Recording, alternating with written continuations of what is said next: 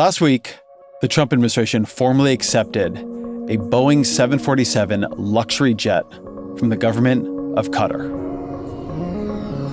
Even if this is legal, it is incredibly corrupt looking at the very least. But here's the thing. They're giving us a free jet. Corruption is meant to come with a cover-up. I could say, no, don't give us, I want to pay you $1 billion or 400 million or whatever it is. Or I could say, thank you very much. People are supposed to be hiding what they're doing. When it happens just out in the open like this, I think it becomes hard for a political system, even for the media, to know what to do with it. But the biggest area of corruption for the Trump family right now, the soft underbelly, I think, of this administration, is not airplanes. It's crypto. President Trump and his family's growing crypto empire. Trump is a stakeholder in something he also is a chief regulator of. And the Trump family is indeed cashing in. Chinese billionaire Justin Sun publicly disclosed a $75 million investment From a $2 billion deal with a foreign government. Pakistan becoming the latest to partner with the World Liberty Financial. World Liberty Financial. Liberty Financial. The Donald Trump meme coin. Which now has a value of about $2.5 billion. A high-powered dinner for a price. A pay-to-play scheme. Looking to become the country's largest Bitcoin miner, its own dollar-pegged stablecoin, USD1. This is unprecedented. And I think it's going to change our modern financial system forever. Thank you. Steve Bannon famously talked about using muzzle velocity as a strategy, doing so much so quickly that you overwhelm the ability of the media to cover it. We got to start with muzzle velocity. So it's got to start, it's got to hammer, it's got muzzle velocity.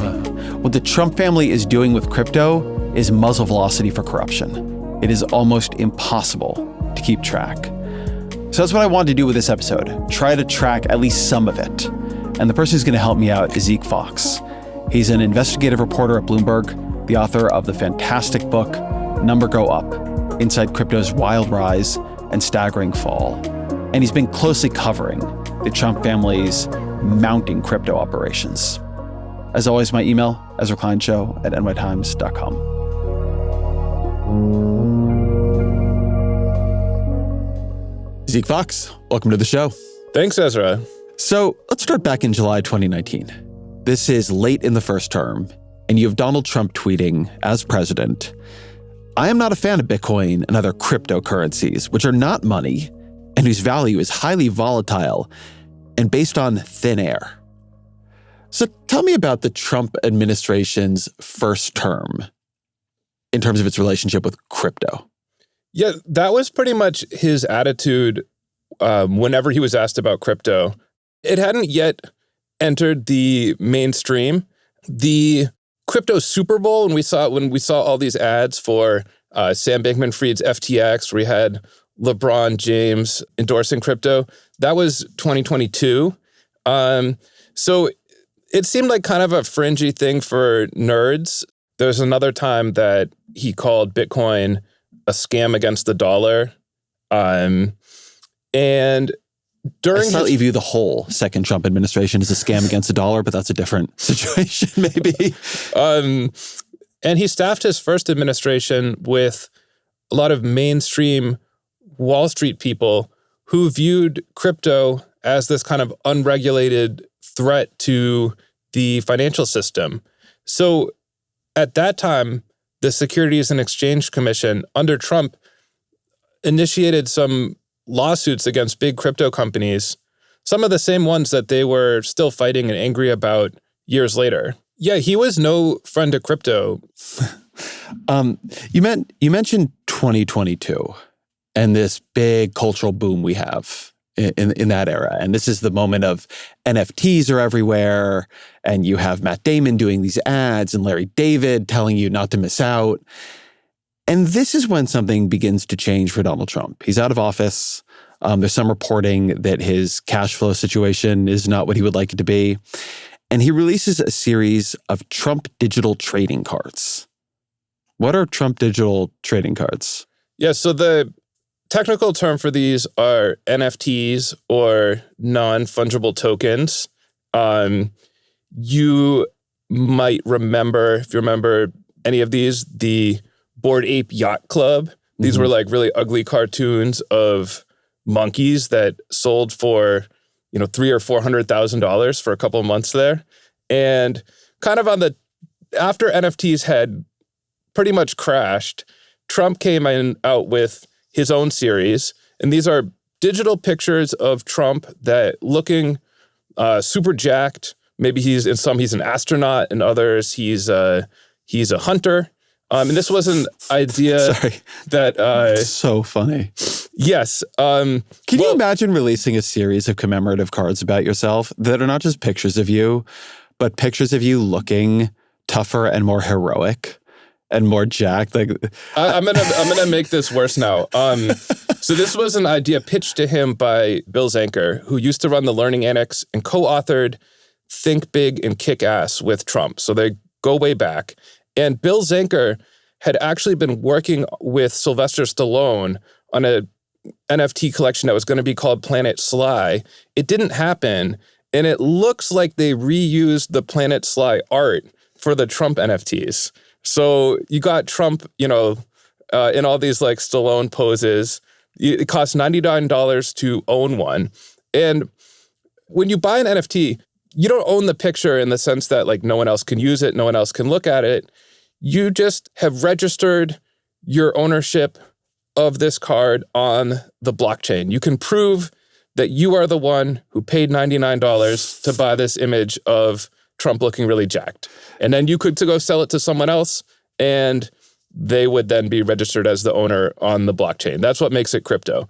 And they released about 200,000 of them, and Trump and his partners made an estimated $20 million. $20 million is not nothing for an incredibly cheap project. Yes, and he's endorsing a lot of stuff at this time, right? He went on to do, I think, Bibles. So Trump Bibles. Sneakers. Trump commemorative coins. Yes. But this is a little bit benign. This is not a currency. It is what it says it is. You can buy these Trump digital images and you have proof of ownership. It's just a money-making scheme. Yeah. And he held a couple events at Mar-a-Lago to celebrate this collection. And he invited people who had bought a certain number of the cards. And at these events, he sounded a little bit more friendly to crypto. What kinds of people are coming to these events? So are the people buying enough of these cards crypto magnates who recognize they can get an audience with Donald Trump? Or are these just rando MAGA diehards who want like a cheesecake calendar of their hero? I think it was more randos, but there were a few crypto guys who either thought that this was funny and that it would be cool to go to Mar-a-Lago. It didn't cost that much to buy enough to get in. It was maybe $10,000 worth of cards. So what happens at this dinner? There's lots of questions about crypto. People are taping this, so the stuff he said came out later. And it's clear that Trump, he's sounding more positive, but it's clear that he doesn't entirely have the subject down yet. For example, someone asks him about central bank digital currencies. This is something that crypto guys hate. They don't want the government to get into the crypto business and compete with them. Mm-hmm. And Trump says, oh, that could be interesting, when like the right answer would be, oh, I hate it. That's a Democrat thing. I'm going to ban those. But he says generally about crypto, he says more and more, I'm for it. And there's something else going on at the same time. Joe Biden is president. Gary Gensler is his SEC chair. Gensler is a huge skeptic of crypto. He wants crypto regulated as securities for the most part, which crypto people hate. What is the relationship at this point between the crypto world and the Biden administration? So I think it's helpful to take a step back and think for a minute about what is happening in crypto.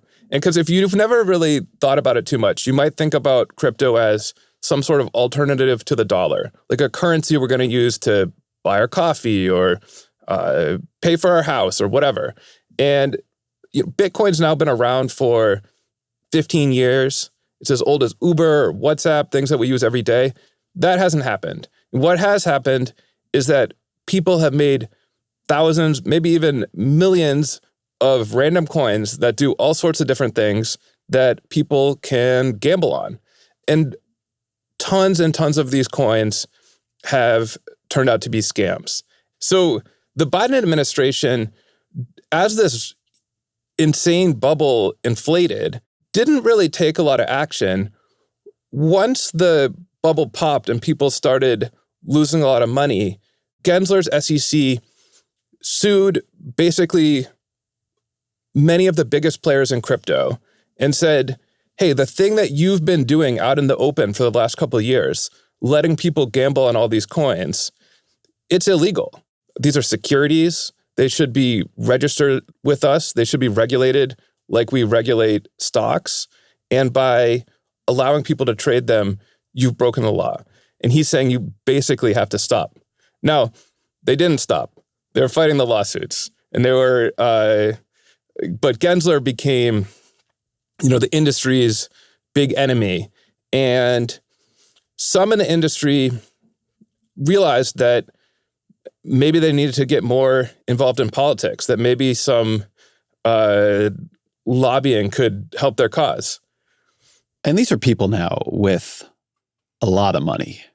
One thing that always fascinates me about the crypto folks is that their money went from, in many cases, pretty modest to billions so fast that they treat it like play money, because to them, it really does have this abstracted quality.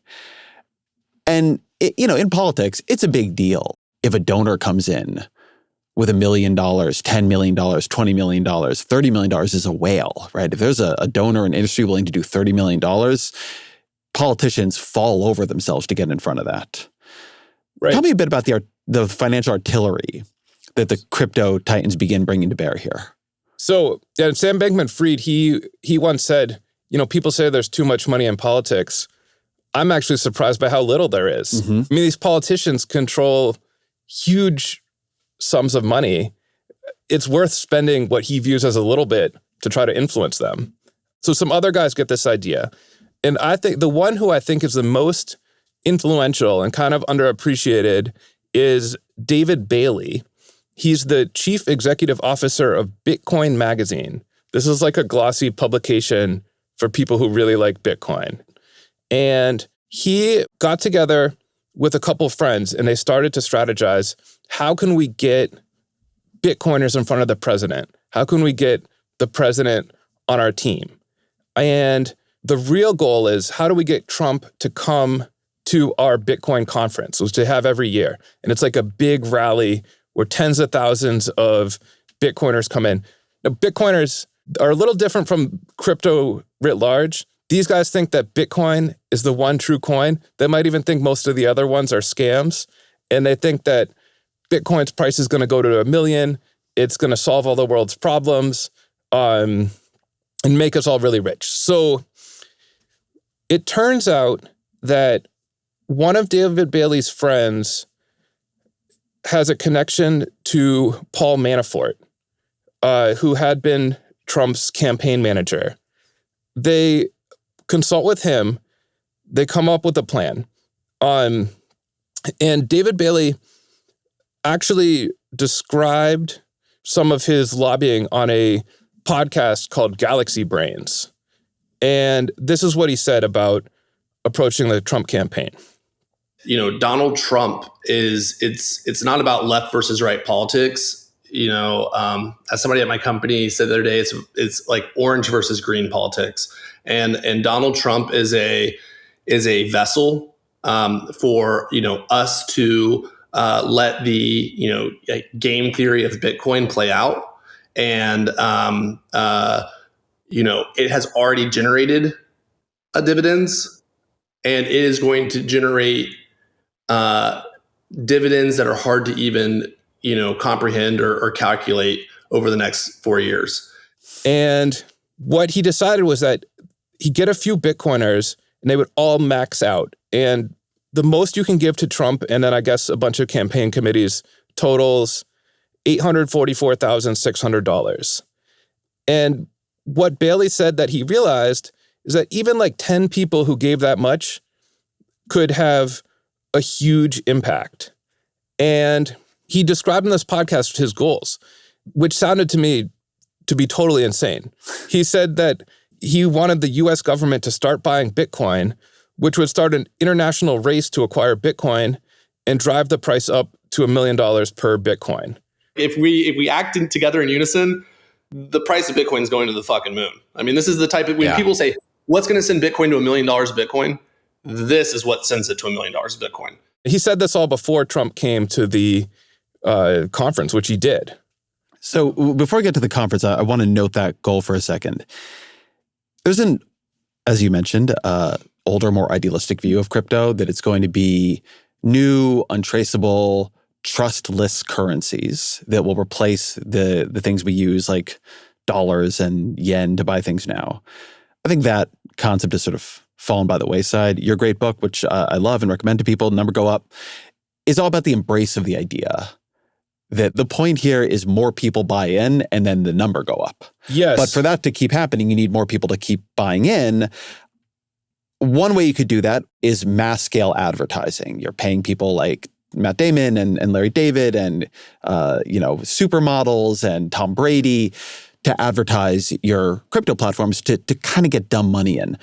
But the biggest money is government money. And if you could put government money, and particularly a lot of government monies, into a scarce financial product, by definition, you have driven up the price of that product for everybody owning it beforehand by a lot. In some ways, it's a completely insane place for the original anti-government Bitcoin idealist to end up. But if all you want to do is make number go up, it'd be pretty sweet. Right. I mean, it's helpful to picture a pyramid. Yeah.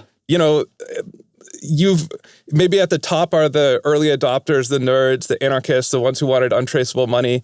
But by this time, the pyramid's getting pretty big. You've brought in the dumb money. You've got Bitcoin ETFs that let people invest in Bitcoin through their IRAs. How are we going to keep making number go up? The base of the pyramid is really wide. We need giant pools of money, governments to buy Bitcoin.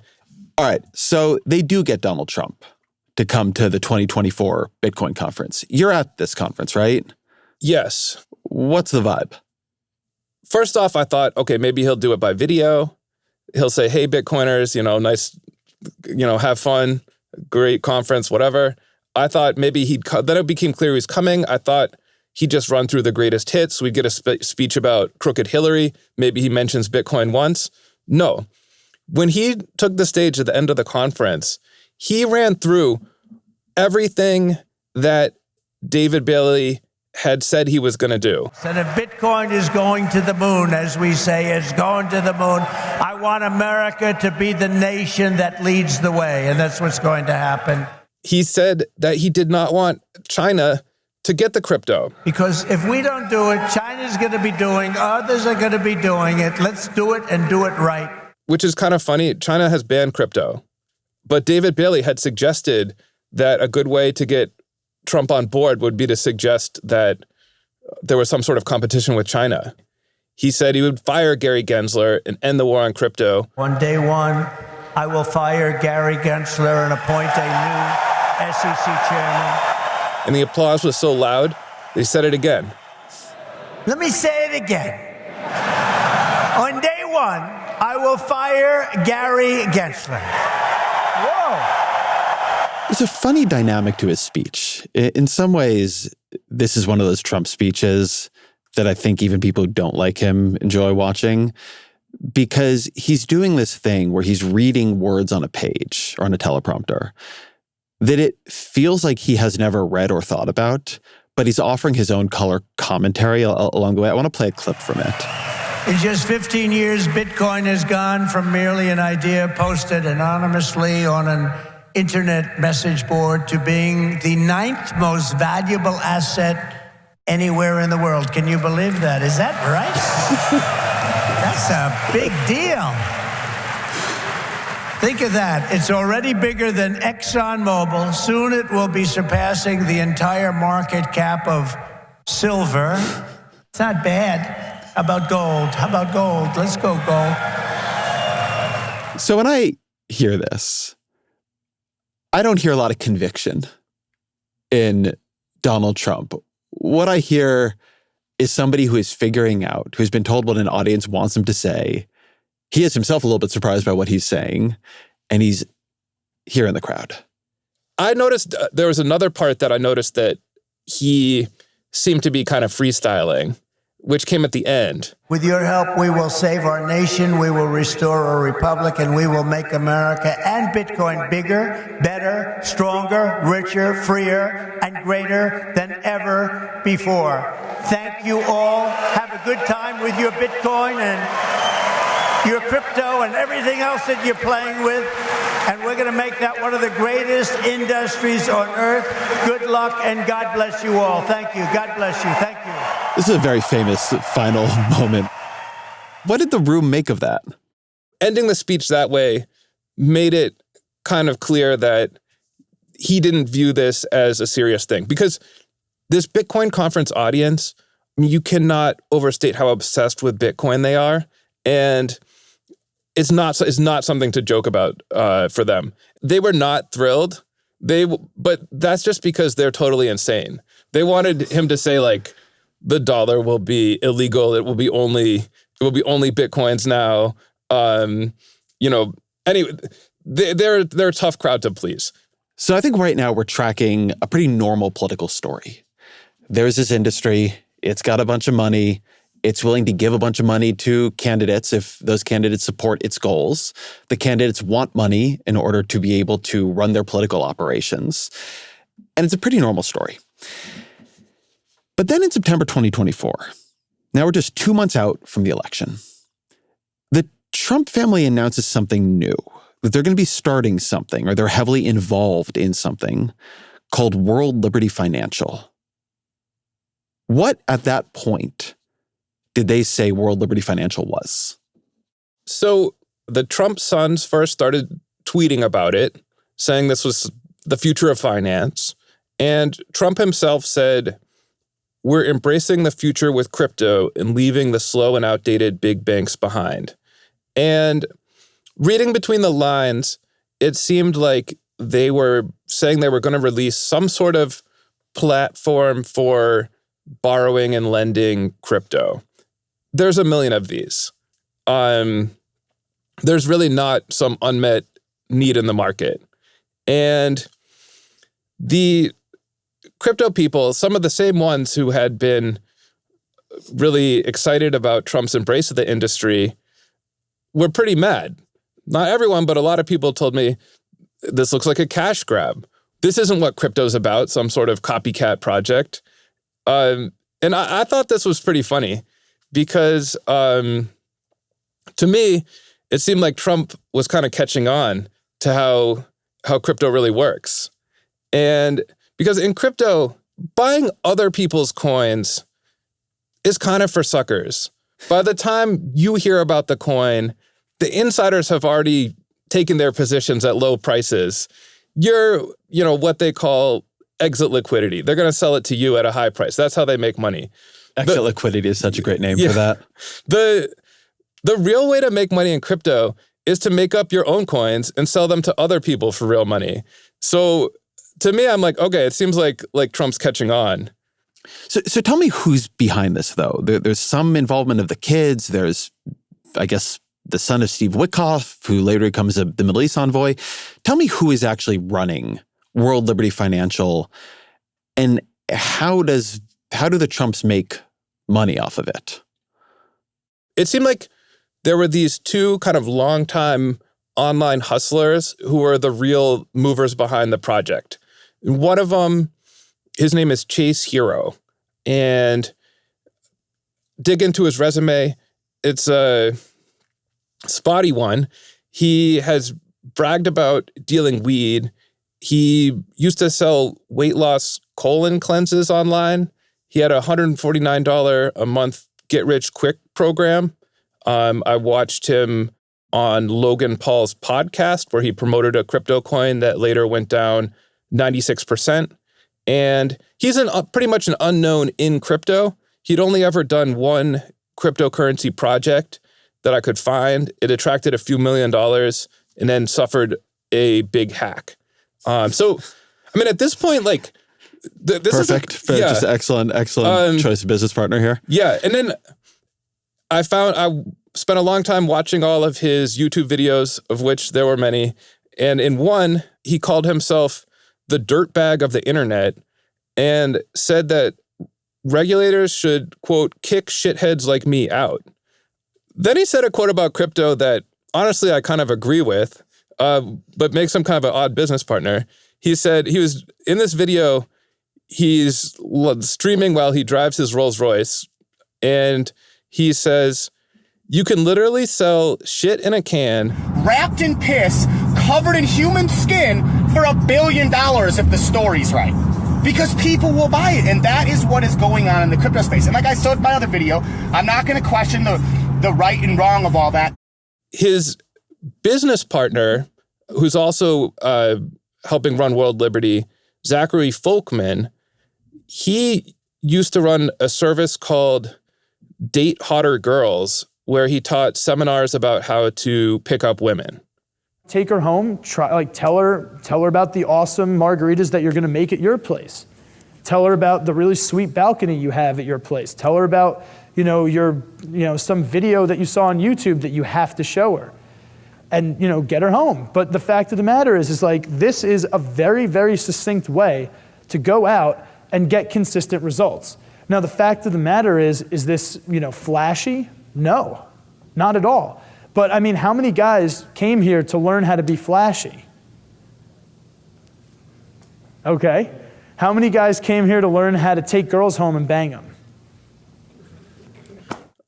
So these are the Trump's crypto business partners. And I started looking into how this came to be. And it seems like what happened is that Chase Hero and Zach Folkman met Steve Witkoff's sons. Steve Witkoff is a real estate developer who golfs with Trump, longtime Trump friend. And Steve Witkoff had introduced them to the Trump sons and Trump Sr. And they'd pitched him on this World Liberty plan. And Trump is listed on World Liberty's website as chief crypto advocate. And Eric, Don Jr., and Bannon are Web3 ambassadors. World Liberty, this is also par for the course in crypto. World Liberty, they're not really quite saying exactly what it is, but they're going to sell some coins. And the coins, the World Liberty coins were, even by crypto standards, a really unappealing investment. So if you buy World Liberty crypto coins, you do not receive a share of any money World Liberty makes. You cannot resell them unless the rules change in the future. You can't resell them? No, they can't be resold. How do you make money off of them? Presumably, they're going to change those rules. But you're trusting that they do. But so I buy a World Liberty coin. It costs me just notionally, whatever, $30, $300. There's no liquidity in that? Literally impossible to resell. Maybe you could do it over the counter to your friend with like a handshake deal, but you can't. So I'm actually shocked. Yes.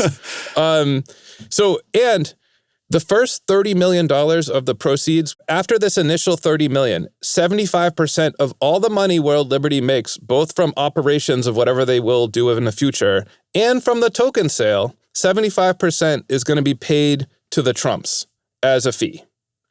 Okay, but initially it doesn't make that much money.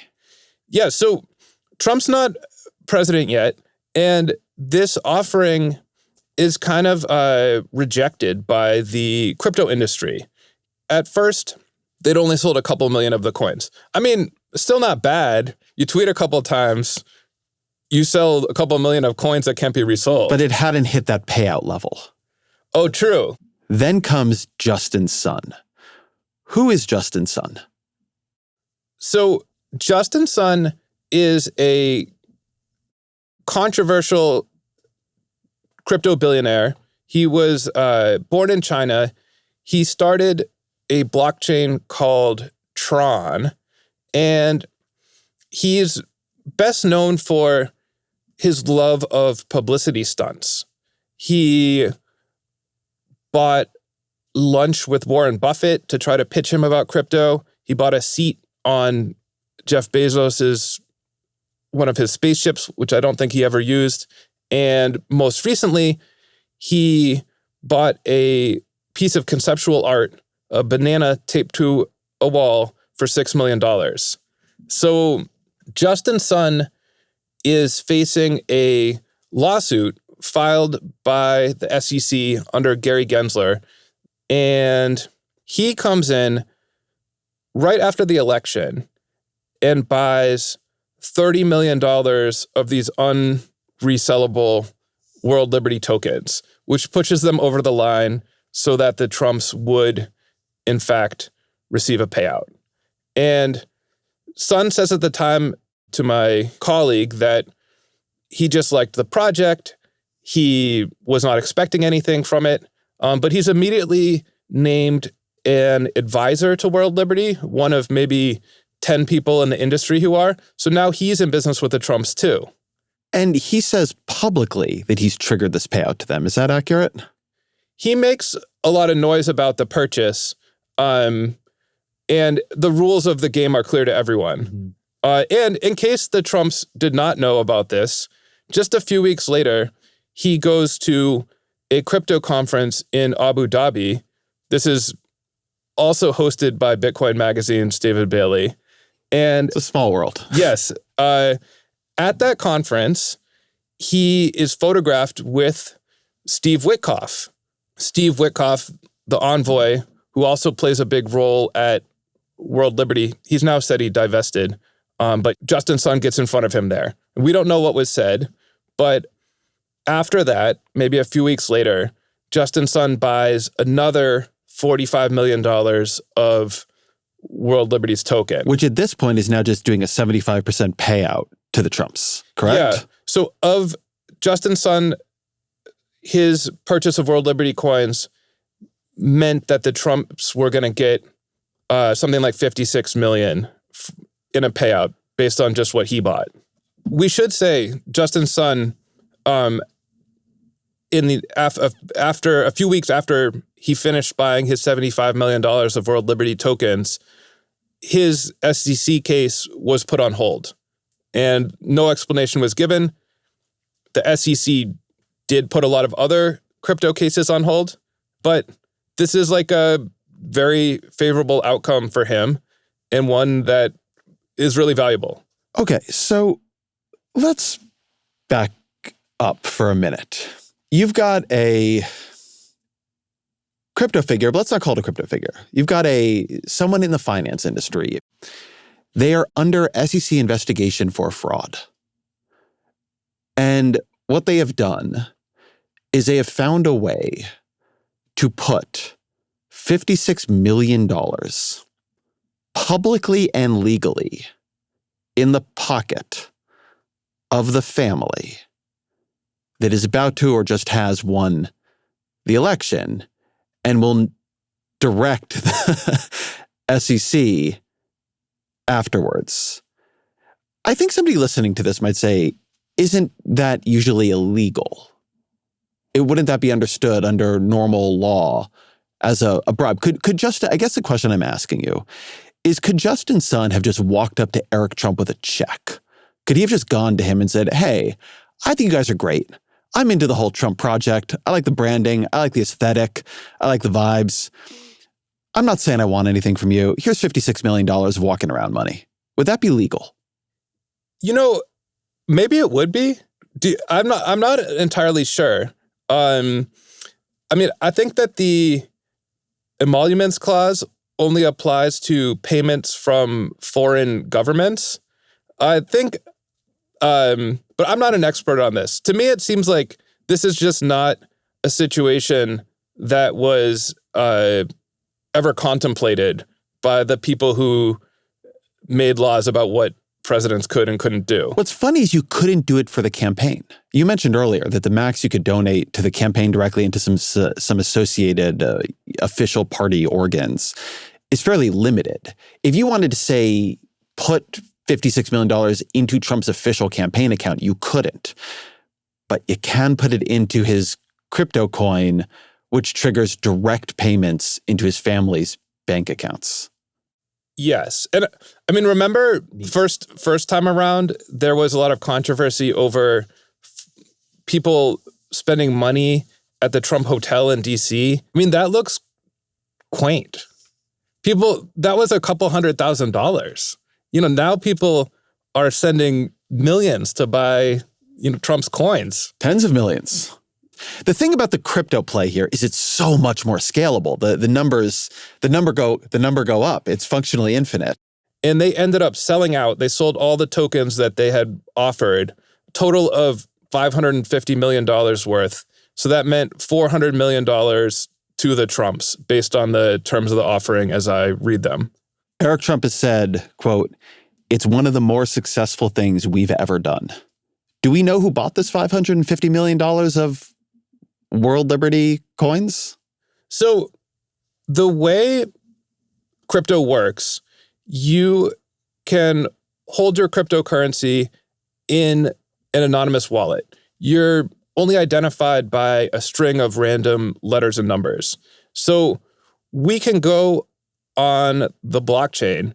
We can see which anonymous wallets have sent money to buy World Liberty tokens, but we don't know who those people are unless there's other clues or if the people announce it publicly. So Justin Sun was a little bit unusual here in that he went and made his purchase very public. But in theory, there could be somebody else, some financier in Saudi Arabia, some Latin American influence peddler who buys 50 million or 20 million or whatever it is, does not say anything publicly, but sends a signal message to somebody who knows the Trumps saying, hey, can you let them know I did this? That I'm on their side. I believe in what they're doing. I want to help out. For sure. And I mean, you're giving me an idea. You could save 20 million bucks. Just tell them you did it. You're like, this is my wallet. Fair enough. All right. So let's go to a different moment here. Trump wins the election. Now it's January 17th, 3 days before Trump will be inaugurated as president for the second time. And the Trump family, I guess, releases a meme coin. What's a meme coin and what is Trump's meme coin? How does his work? So crypto totally collapsed in 2022, but has since really recovered. And you might think that maybe it's recovered because they finally came up with a good use for crypto and now it's actually going to revolutionize finance. No. The thing that's really been popular in the last couple of years in crypto is meme coins. And what that means are coins that do not claim to ever do anything. So like Dogecoin is kind of the original meme coin. It's just a picture of a dog and you're going to buy it because you think other people will buy it and it might go up. Pure number go up technology. Exactly. Pure gambling. Yes. It's a new kind of gambling game. It's kind of like the GameStop bubble on the stock market, but the people involved know what they're doing. It's like a pump and dump scheme, but it's consensual. We're all going to pump up this coin, and we all think we're the ones who are going to get out at the top before it inevitably collapses. And the only person who's really guaranteed to make money is the person who created the coin. It costs them nothing. And then anyone that they told about it who got who's able to get in, in the first minutes when the price is low. So before Trump, this was mainly something that kind of like C-list celebrities did. Caitlyn Jenner, Iggy Azalea, Haley Welch, who was famous from that Hawk Tuah video, they would release meme coins. And when you buy a meme coin, you're kind of gambling on how much attention is this going to get. Often they only last for like hours or a day or two before people start to get cold feet and the coin collapses. So he announces Trump coin. By far, I mean, he's about to be president. By far the biggest celebrity to ever do a meme coin. Their price promptly soars up to $72 a coin. From under 10. From nothing. I cannot describe. I need to take a second here. I cannot describe how crazy it is that he did this. Yeah. How bold. One of his superpowers is it some of the way that you protect against corruption. We were talking about what is and isn't legal before. Is it there are things you don't do, not because it's illegal, but because the assumption is it would be so unfathomably politically lethal to engage in corruption of that scale and of that order that, at least I think in the way the framers set up this government, the idea is you'd be impeached immediately. And certainly in the modern era, the press would be all over you and it would be just a huge scandal and you would begin your administration caught up in one of the biggest financial corruption scandals and self-dealing scandals in history. And this guy, with his bizarre genius for shamelessness, by just doing it all so unbelievably directly. The coin is called Trump. He's just promoting it himself. It's all for him. He's about to become president. He has control of the Republican Party, so they're not going to do anything to him, and they control Congress.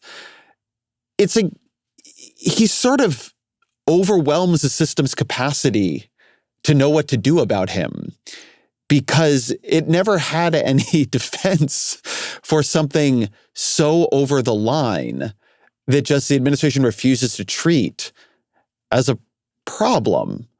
I mean, the thing that is supposed to happen in government is somebody says, hey, you're taking a bribe. You're trying to make yourself rich off of this. And the guy says, oh, of course I'm not. I would never do. How dare you impugn my integrity?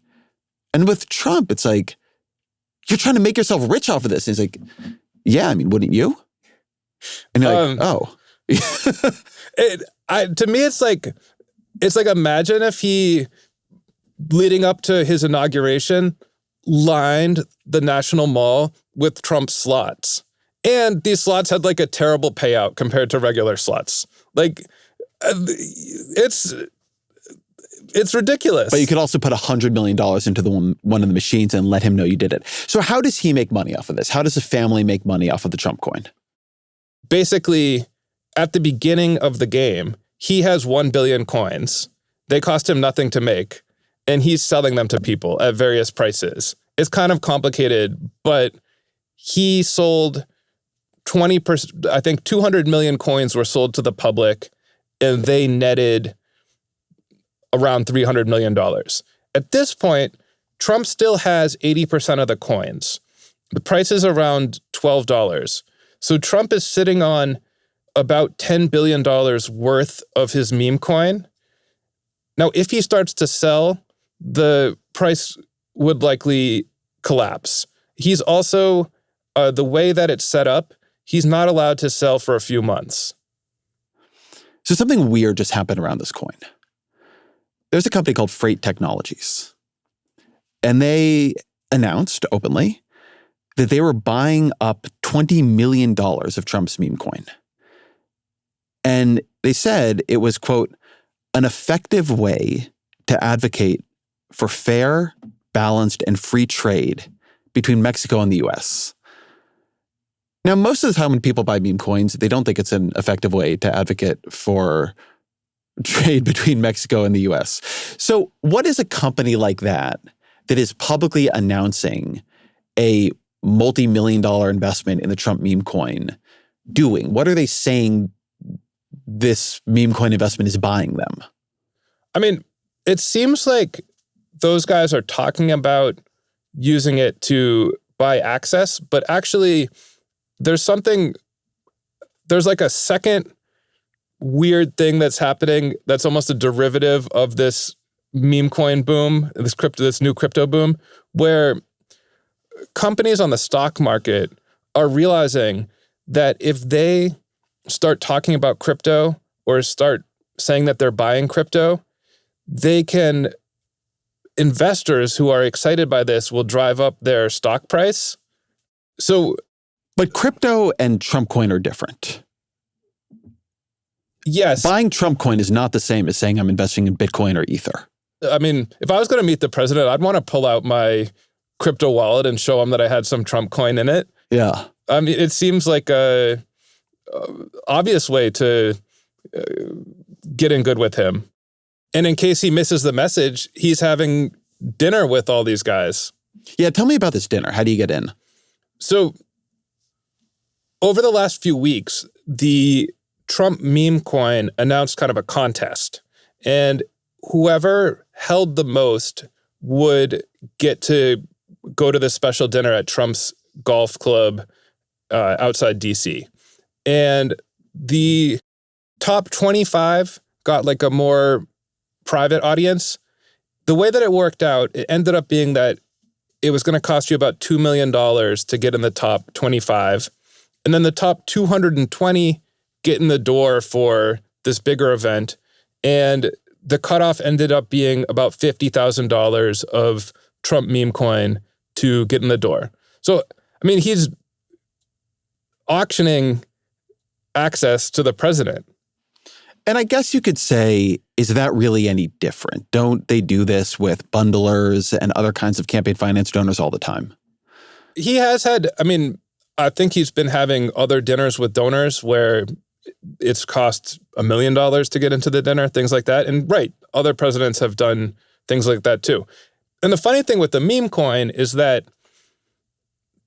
these recent purchases don't even necessarily directly benefit him because his profits came from the vast majority of his profits came from the initial sale.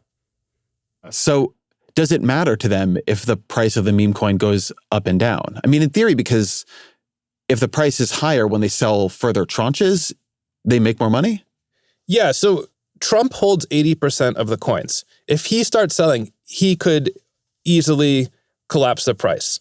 And so if you go buy the Trump meme coin now and you push the price up a little bit, that is helping Trump when he goes to sell his coins, but he's not getting the money that you pay for the meme coin now. At the moment, he's already sold his first tranche and the rest he's sitting on. It doesn't seem obvious to me that in a world where he wants to sell at some point $100 million more of his own meme coin because he's got 800 million of them or whatever it is, that yes, that would push the market down. But if he is this lever that nobody else has to push the market back up or to push it up right before he sells or to make it clear to anybody that if they buy in at a big level, they might get to go to the next dinner, this actually does seem like it benefits him. I mean, he chooses the moment at which it benefits him, but you have the massive assets in an asset class where the worth of that asset changes depending on how much people believe buying it will give them access and influence with you. And you put out a big sign saying, look how much access and influence buying a bunch of these will give you with me. That seems good for the future price of your asset if and when you decide to sell more of it. If he wants to unload all $10 billion of Trump meme coin, though, it's going to take a lot of dinners. Sure, but you can do it $100 million at a time, and that's not nothing. True. Look, I'd like to sell $100 million of a meme coin. You probably could. I'd be stoked. So then in March 2025, the Trump family, through the World Liberty Financial Vehicle, announces a new stable coin called USD1. What is that coin, and how do they make money off of it? So a stable coin is a form of cryptocurrency that's backed 1-to-1 with real US dollars. So a stable coin is always going to be worth $1 because in theory, you could take that stable coin to its issuer and exchange it for a real dollar. There's another stable coin called Tether, and it's so popular that there's now $150 billion of Tether out there. And that company is extremely profitable. The reason this is profitable is because the stablecoins generally don't pay interest. So if I create 150 billion stablecoins, I then am sitting on 150 billion real dollars. I can go stick those in interest-bearing investments and keep that money for myself. You can sort of think of a stablecoin as like a bank. So if the Trumps are creating their own stablecoin, USD1, it's like they've created the Bank of Trump. It issues Trump bucks. And if you use USD1, if you buy USD1, it's like you're making a big deposit at the Bank of Trump and you're not receiving any interest. The creators of the stablecoin are the ones that are going to make money on that. So they create this stablecoin. And then a few weeks ago in Dubai, it is announced by Steve Witkoff's son that a fund backed by Abu Dhabi was going to buy $2 billion worth of the Trump stablecoin, $2 billion, and use it to make an investment in the crypto platform Binance. And Zach Witkoff says, quote, "We thank MGX, which is the name of the fund backed by Abu Dhabi, and Binance for their trust in us. This is only the beginning." So how would you describe to me why a fund backed by Abu Dhabi would want to use the Trump stablecoin as its currency for making this investment? I wouldn't actually look at them as the main player here. What happened was that CZ, Changpeng Zhao, the owner of Binance, which is the biggest crypto company in the world, was selling part of his company to this Abu Dhabi-backed fund. Let me tell you a little bit about CZ. Yes, because CZ, his situation is not straightforward. Yeah, so he's the most successful guy in crypto. His company is worth something like, who knows, $100 billion. But he was just released from a halfway house in September. He pleaded guilty to failing to take required measures to prevent terrorists, child abusers, entities in sanctioned nations, criminal groups from using his exchange. Binance was fined $4 billion, and CZ served a short sentence in prison. In prison in what country? Here in the U.S. So this is a guy, he's still running Binance? He still owns it. As part of the settlement, he stepped down. Okay. So he's a very central crypto figure. He has just been in jail. He's been in a lot of other, there's been a lot of other legal stuff swirling around him. The sense that he's a pretty shady character seems pretty widespread to me. He's also being sued by the SEC for illegally running a crypto exchange in the US. One of the leaked messages that came out in this case was, "Bro, we are running an illegal crypto exchange in the US." Something like that. It looks really bad. So, CZ, if we go back to December, right after Trump's win, CZ was also at that Bitcoin conference in Abu Dhabi hosted with David Bailey. And I've reported that he met with Steve Witkoff there, Trump's envoy, who played an important role at World Liberty, and that after that meeting, World Liberty and Binance began talking about some sort of business deal.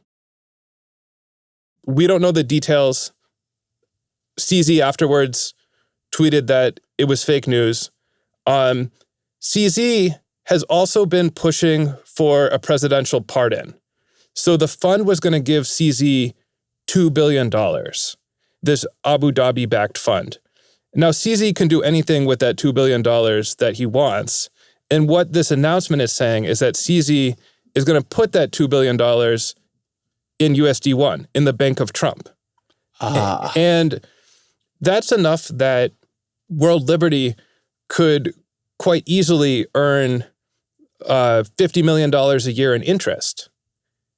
And as we know, the terms of World Liberty dictate that the Trumps are going to get whatever they do earn, the Trumps will get 3/4. So as long as CZ keeps his money in USD1, the Trumps are earning interest on this. It's like muzzle velocity for political corruption here. There are so many stories that on their own seem like they should be era-defining political scandals.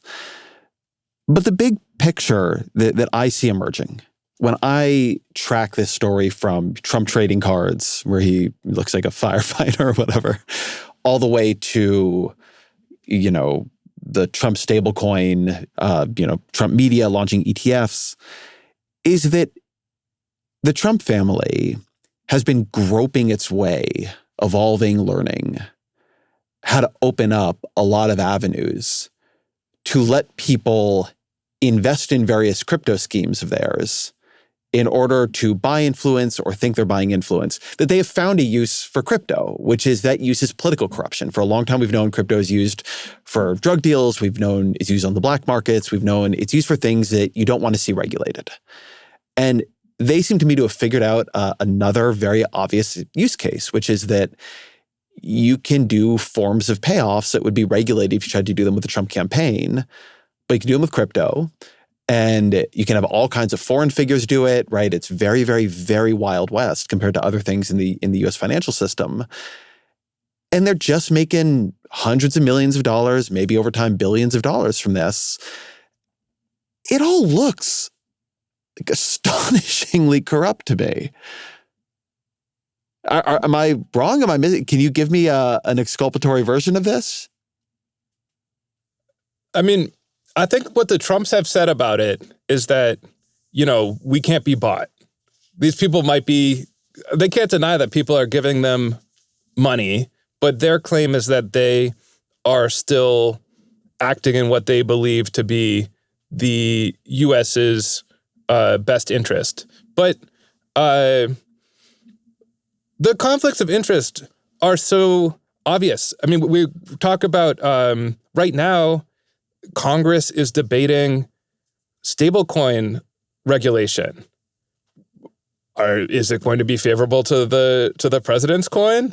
Like, would people in his party want to pass rules that would be bad for the president's coin? I mean, it seems unlikely. Or meme coins, since they really took off recently, the rules around them were not clear. And was Trump's SEC going to pass a rule saying, oh, actually, this is an illegal offering. You can't do that. I mean, it would be pretty hard for them to do that with the president having just done a big meme coin offering. And in fact, once Trump's appointees took over at the SEC, they announced that meme coins were collectibles like Beanie Babies and that the rules did not apply. So I think one way you could look at this is you could say, this is maybe a little bit more bald-faced, but this is just the kind of political corruption we see all the time. You have Hunter Biden serving on Ukrainian energy boards and getting payouts. And this is an old thing where the family members of the president seem to get sweetheart deals and seem to sell things at inflated prices. But this feels different to me, both because of the sums involved. I think that the scale is so different that it's a different thing. Yeah. Like, it's a different, Hunter Biden should not be taking advantage of his being the president's son to sell his terrible art to mystery buyers for hundreds of thousands of dollars. But how much juice with Joe Biden is that going to buy you? This is like Trump himself making hundreds of millions of dollars. It's hard to believe that would not influence him. The numbers are so big. And then there's this other dynamic here, which is that the regulation on this industry is completely unformed. So this is not like other industries where we have structured regulations around the energy industry, around most of the financial industry. If you want to get into equities, we have a structured regulatory architecture for that. Here, it's all Wild West. The crypto industry has been trying to win over the Trump administration. And now it's not just that the Trump administration is getting campaign donations from the crypto industry. It's that they have directly invested themselves, their family, their revenue streams. As Eric Trump said, one of the most successful things that the Trump family has ever done now depends on this extremely lax regulatory architecture continuing. And by the way, also depends on very lax political corruption laws around this in a way that don't exist for other forms of potential payouts. I'll give you an example that to me, I think is pretty significant. In Number Go Up, I was investigating the use of stablecoins. And I found that this was pre-Trump's coin, but that stablecoins were fueling this epidemic of scams where Americans were being, catfished by spam messages, tricked into sending money for cryptocurrency investing schemes, and then sending huge amounts of money through stablecoins overseas where it would never be seen again. And and on the other end of that in Southeast Asia, there's huge compounds where tens of thousands of people are forced to work as scammers and under threat of torture or worse, and are spending all day sending these spam messages and trying to trick people. And stablecoins enables this. This is stuff where you get the message and it's like, hey, didn't we have plans to go to dinner tonight? Right. And I went to Cambodia to investigate this, and there's stores all over the place where you can walk in, you can anonymously transfer your stablecoins and walk out with a brick of cash. And so, if the scammers were using Visa or MasterCard or bank wires, this would be much harder. It would never reach the scale that it has. The estimates are that Americans are losing tens of billions of dollars to these types of crypto scams. You could imagine a stablecoin regulation that would require more of the same kind of know your customer, anti-money laundering rules that apply to PayPal, Visa, MasterCard. But is that going to happen when it would disadvantage the president's, World Liberty startup? So these are real things that are being debated right now. How do all the crypto idealists feel about where this is going? The people who thought we'd have this leaderless, decentralized, borderless world where money worked completely differently, where the returns to being powerful and influential and connected began to dissolve. There was a real utopian strain in all this for a very long time. When they see it going in this direction, are there people who are sad about it? Those people, by and large, are long gone. And the industry now, sure, there's some people who are criticizing Trump's crypto ventures, but mostly they're just really psyched that the industry is being deregulated and number go up. Do you have a ballpark estimate at this point on how much the Trump family seems to have made off of crypto? At least $700 million. Oh, that's not small. It's a lot of money. Yeah. I mean, how much is Trump's maybe worth? 4 or 5 billion? What do people think now? People have argued about this for a long time. Yeah. However rich he is, it's not nothing. I think that is a good place to end. So what's our final question? What are 3 books you recommend to the audience?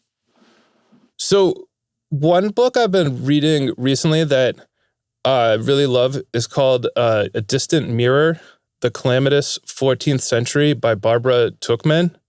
It's about France in the 14th century, but during the 100 Years' War, after the Black Plague. But what really stands out to me is it really makes history weird. You realize these people's lives were not like our lives. Ordinary people's lives were very different. And they saw the world in a totally different way than we did.